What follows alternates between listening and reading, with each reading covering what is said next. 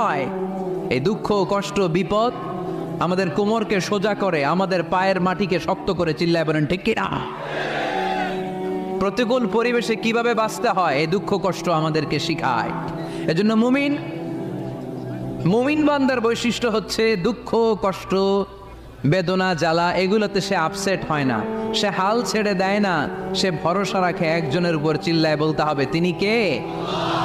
কারণ মুমিন জানে রাত্রি যত গভীর হয় অন্ধকার তমানিসা ভেদ করে সুবহে সাদিক হয়।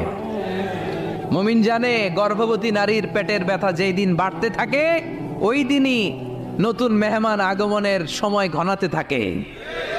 মুমিন জানে তার জীবনে দুঃখ কষ্ট বিপদ যত বাড়তে থাকে সুখের দিন কাছে আসতে থাকে। এজন্য মুমিনের হারাবার কিছু নেই। ইন্না মাআল উসরি ইউসরা, ইন্না মাআল উসরি ইউসরা। নবী হে, কষ্টের পরেই আছে আনন্দ, দুঃখের পরে